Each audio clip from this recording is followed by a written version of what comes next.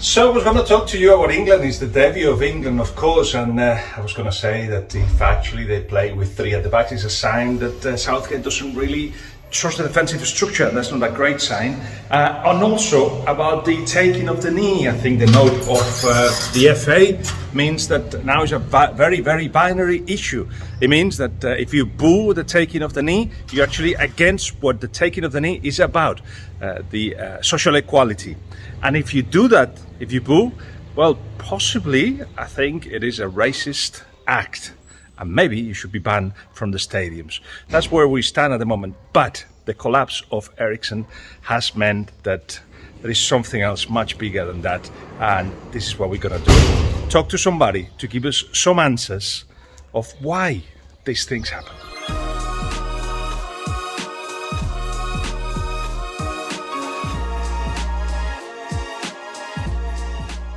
Dr. Moya, can you tell us why it happens? Is there a way to prevent it? How do you treat it when it happens? And when it happens, is there potential consequences for the patient? Well, Guillem, it happens sudden cardiac death that we call non-traumatic sudden death. Most of the time is it due to cardiac disease. Just for people to understand, in the scientists, us that are dealing with this, we do a cut between people that are over 35 and people that are below 35. Sudden death happens in a rate of 60,000 a year in the UK, I mean, roughly. And from those 60,000 that die every year, obviously most of them are over 35, and the condition provoking that is called ischemic heart disease, which is the classical concept that we have of our arteries blocked by some clots or whatever, and then people die. Below 35, things get more complicated, and most of the times, the conditions that lead to sudden death are due to genetic predisposition of the patients to have something we call arrhythmic events, which are sudden disruptions in the rhythm of the heart, and then that leads to the heart stops, and then the death is produced. This has been obviously a good ending to what it could have been sudden death. But for an athlete like Eriksen, who's 29, how can you prevent it? Why couldn't the doctors see it? Everything is really strange for a 29 years old suddenly collapsing and dying, because I mean what happened yesterday was what we call a sudden death. Luckily it was in what we call a recover sudden death or a recover cardiac arrest. I mean, there are ways to prevent it, and now especially in the elite sport and in competition, and even more and more, we are trying to do what we call a pre-participation screening, and depending on these screenings are more sophisticated or more advanced depending on the resources that we have, and obviously all based in evidence. The latest recommendations for young competitive athletes from the European Society of Cardiology is like we have to do to anyone entering any kind of a sport competition, that we have to do family history, a clinical examination, and at least an electrocardiogram, which is a heart trace of your heart. With this, we can identify probably warning signs.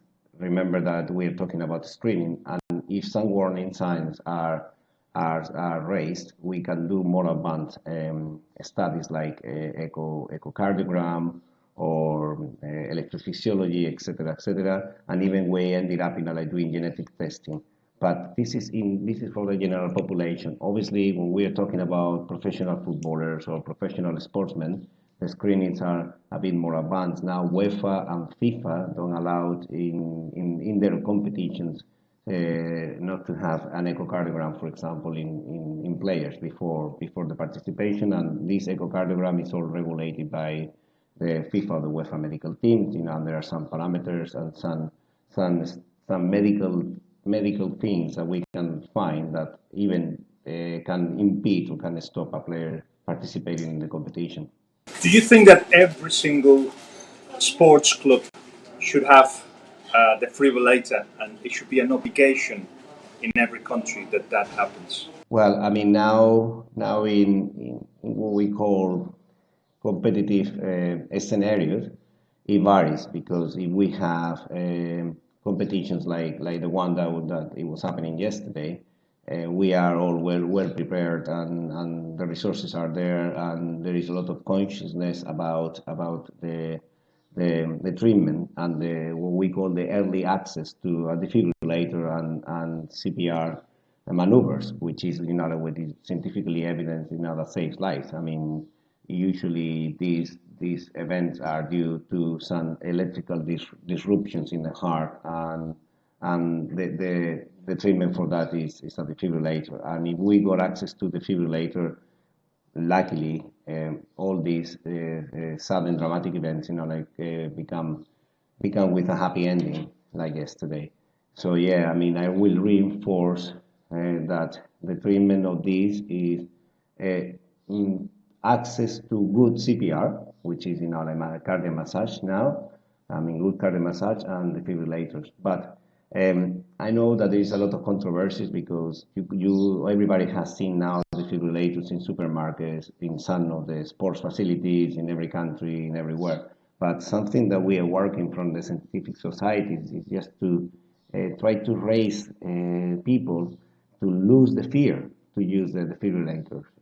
I mean, probably we have to do more consciousness in schools, in kids, training. We are doing that from scientific societies to try to get the fear out of people to when something like this happens. Because, I mean, every minute, every second that happens is crucial in a cardiac arrest, in a sudden death, because it's the cerebral tissue that can suffer more if there is no, obviously, blood flow. And when you are dead, there is no blood flow anywhere. It's about like 5 minutes that we have, only between 4 or 5 minutes, depending on the conditions that we have to act. So every minute counts, and as soon as possible, you have to act quickly and get some access to defibrillation. What are the possible consequences for the patient when, luckily, he recovers from sudden death? What are the consequences for the patient when he recovers from this sudden death situation? I mean, if you have a sudden cardiac death or a sudden death in this context that is recovered quickly, in theory, if the vital organs don't suffer, like we said before, because of lack of blood flow, you can have what we call a recovered cardiac arrest, and it can leave you with no problems or no further medical conditions whatsoever. The thing is, obviously, we need to go deep to see why that happened. And most of the time, science, I mean, we are proud that we advance somehow in the study, and there are experts that we can more and more, with the diagnostic tools that we got at our disposal, we can know now more what these conditions are, how to treat them. In fact, I'm working for several years, as you know, in this field. Recently, we founded a syncope group for the European Society of Emergency Medicine, and I've been working in the arrhythmias group for the Spanish Society of Emergency Medicine. And we are thinking about even to try to put an intracardiac, a little kind of chip, to some people, especially players, I mean, to monitor their heart rate and to identify this when it happens silent, so we can do something about it, because for the long term, these conditions also have treatment, which, I mean, some of them is more complicated because the genetics, come, and then there is a change in the shape of the muscle, and those are more difficult. But the ones, that are caused by arrhythmias and produce,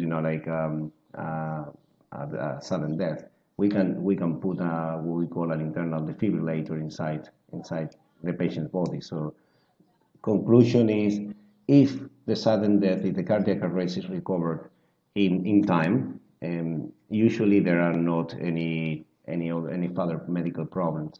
But then it can be the condition, once we analyze and we study, even with genetic studies, as I said before, we can somehow treat and try to prevent it to happen again. Yesterday was a perfect reminder of a wonderful job the emergency services and the doctors do all the time. He was also a good representation of what team spirit and leadership means from the Danish players. And today we are celebrating life and not crying the death of a top athlete.